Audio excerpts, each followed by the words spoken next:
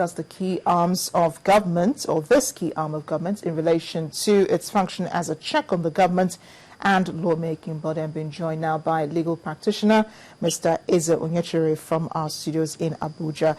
Mr. Onyechere, thank you so much for joining us on the News at 10.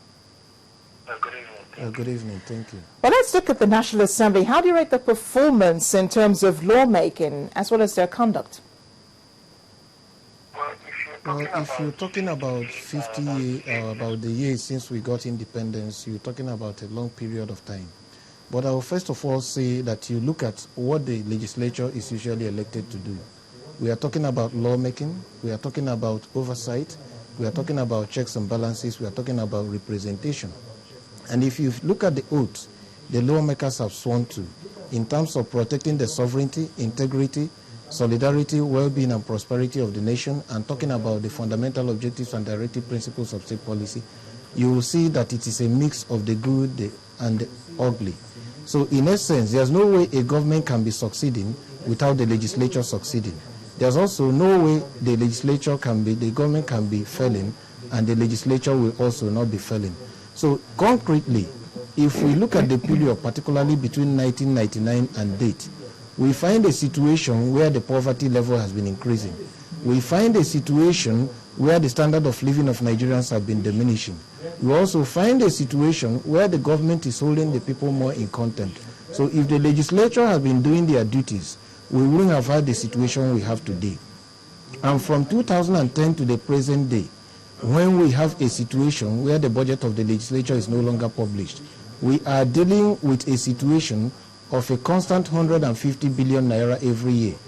I have the details of the remuneration of what the National Assembly members should earn right in front of me here. Yes, at the best or at the most. Mr. Onyechere, we'll go into that in just a few minutes, the remuneration of the lawmakers. But first of all, let's look at their duties. How well have they been checking the government? Because that's one of their roles, isn't it? Yeah, when you talk about checks and balances, you find a situation where they've been doing a lot of probes. They will be passing a lot of resolutions, but they've not been able to put their feet down to ensure that this is enforced. And this is the difference between them and legislatures all over the world. You have the American Congress that says, well, we shut down government, we are not passing a budget, and the government is actually shut down as we speak today. This is a National Assembly that says no money to Securities and Exchange Commission. I don't agree with them in terms of why they had to shut down the Securities and Exchange Commission, but that commission is still functioning. That's a clear example of how effective they have been. They talk about approving budgets, and after approving budgets, what exactly do Nigerians get out of the budget? So these are the questions that you have to resolve for you to be able to get at the performance of the legislature.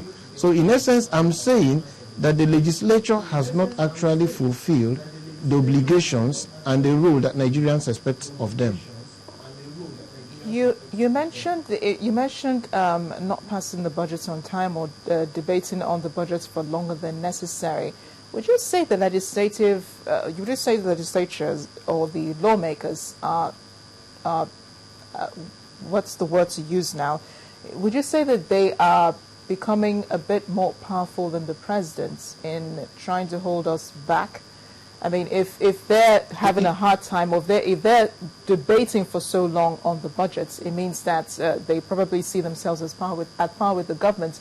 There's been a lot of tension between lawmakers and the president, and eventually they come to a compromise. Now, the tension between the executive and legislature is inbuilt in every presidential system of governance, and where you have the doctrine of checks and balances.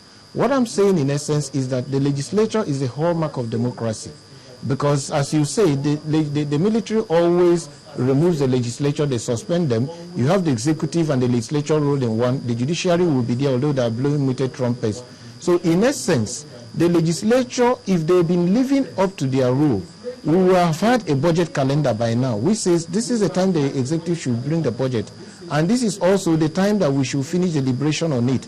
And these are the things that should be done from time to time, and we get the report so that we can report back to our constituents.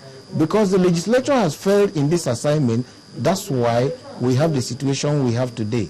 if the legislature behaves well in terms of being the guardian angels of democracy, the executive will be forced to sit up.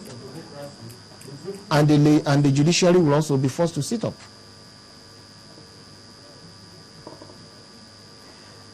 You wanted to say something about the remuneration of lawmakers. Yes, I was saying that I have the remuneration. Yeah, I have the remuneration right here before me. It's not more than 30 million naira a year for the senators and the honorable members in the House of Reps. If you multiply that figure with about 400 and something they are, you wouldn't get the big money they're earning today. You get between 20 and 30 billion dollars at the most, 30 billion naira at the most. And by the time you double that for their, other part of the recurrent expenditure in terms of what they use for their overheads and everything, you'll be talking of 40, 50, at the most 60 billion. So what we have today is a legislature that does not justify the amount of money it takes away from the budget. And we have people who don't recognize their position in society who are talking about they are taking 1 or 2% out of the national till, as if to say we should share the money between the executive, the legislature, and the judiciary for us to come to a compromise. So we have a legislature that is taking a disproportionate part of the resources we need for national development. And they're insisting on it because they're not doing their duty. If they're checking the executive, who may be stealing money from national coffers, and then they're checking the judiciary, they will now properly know that they don't need to take more than about 50% of their currently taking to be able to perform the assignments very responsibly. So we have a legislature that is holding down development, and they're not doing their job very well. They are overpaid. Mr. Onyechere, thank you so much for sharing your thoughts with us on the News at 10. I was just speaking to Mr. Eze Onyechere, a legal practitioner, and he was talking about the National Assembly and their duties and roles as checks on the government.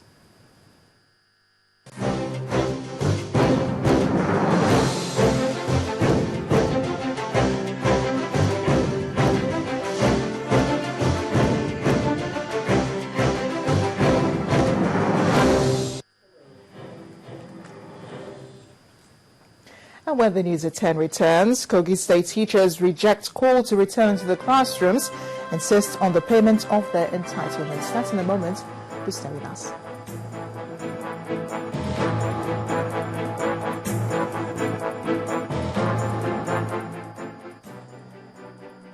Not every cooking oil is good for your body. Some cooking oils are bad for your health, such as unbranded oil, which is often packed in a dirty environment and may contain chemicals which are toxic for the body. Cooking oil is the largest source of fat in our diet, so we have to be careful while choosing our oil. The oil that sleeps has high fat content and may cause obesity. Almost 10.5 million Nigerians are obese. Consuming bad cooking oil increases the risk of hypertension. Hypertension is one of the most common lifestyle ailments in Nigeria, affecting 30 million Nigerians. It also contains trans fats and high cholesterol, which blocks the arteries, making it difficult for the heart to pump blood. Use Power Oil. That's what I use for my family. Power Oil, healthy for you.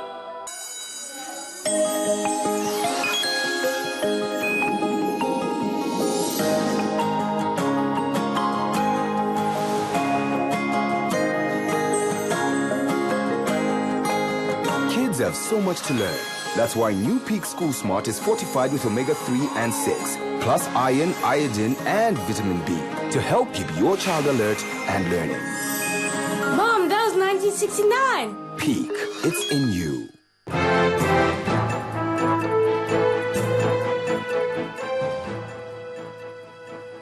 Welcome back to the News at 10. Kogi State primary school teachers may likely return to the classrooms after 4 months of strike action.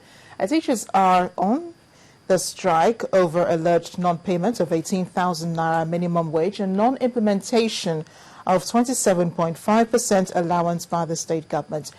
Their return follows the agreement reached between the state chapter of the Nigeria Union of Teachers and the state government represented by the state head of service. It's 4 months, and primary school gates are still